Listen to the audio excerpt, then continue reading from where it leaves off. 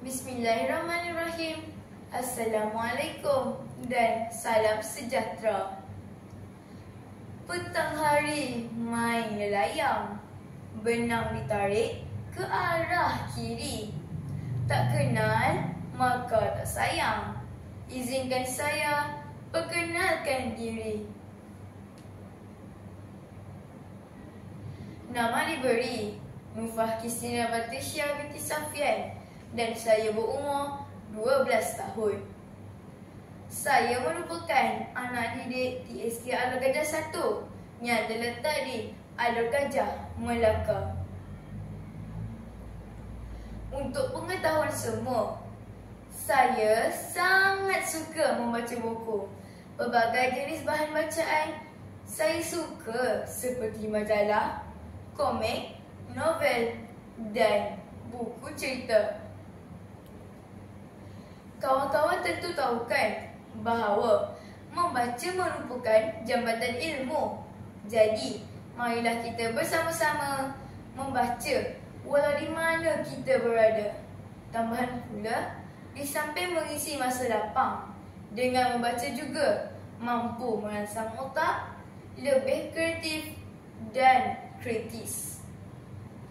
Buku yang akan saya ulas pada kali ini ialah bertajuk 36 Kisah Sahabat Hutan.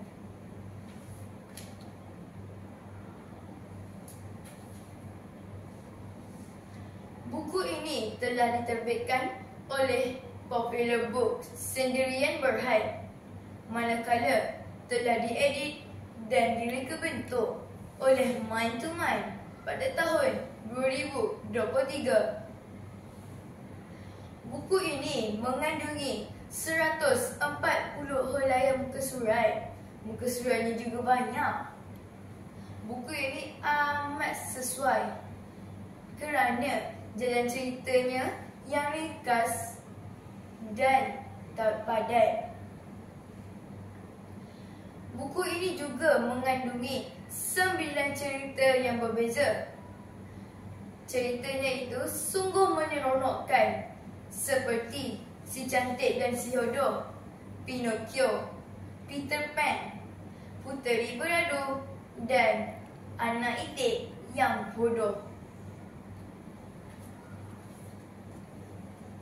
Jika dilihat pada luaran buku ini, ia mempunyai kulit yang tebal, keras dan tampak mahal.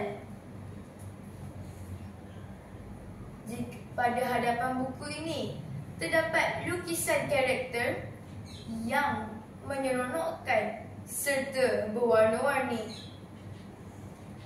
Buku ini amat sesuai untuk kanak-kanak kerana ilustrasinya yang cantik, menarik perhatian orang ramai dan tulisan dan perkataan yang besar.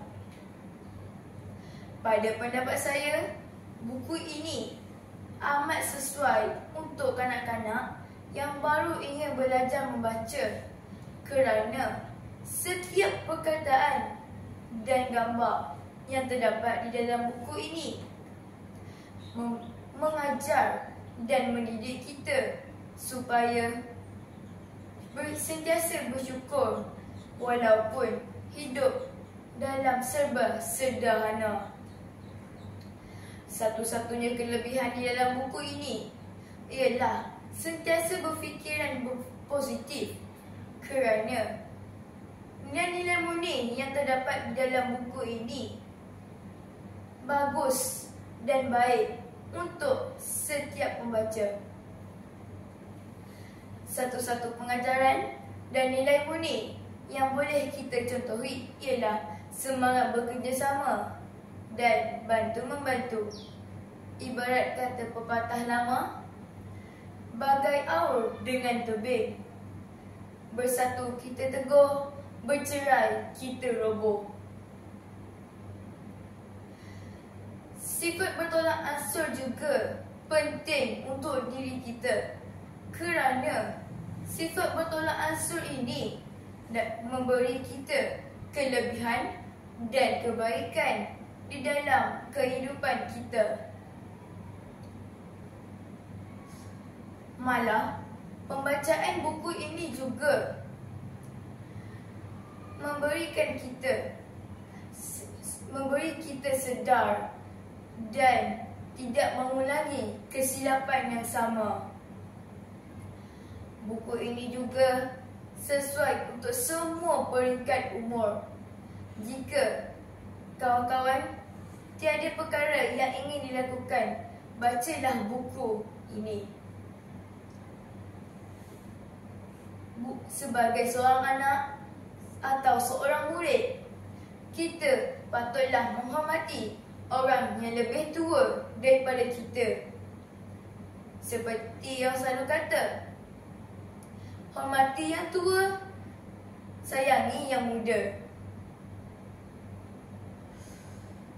Satu-satunya pengajaran dalam buku ini ialah sentiasa melakukan benda yang baik dan perkara yang tidak baik kita jauhi. Kerana setiap tahun kita berusia dan kita semakin lama semakin tua. Jadi, gunakanlah masa ini ketika kita muda dan amalkanlah perkara yang baik. Kerana pada masa hadapan anda mungkin rugi jika kalian tidak menggunakan masa dengan betul. Sesungguhnya masa itu emas.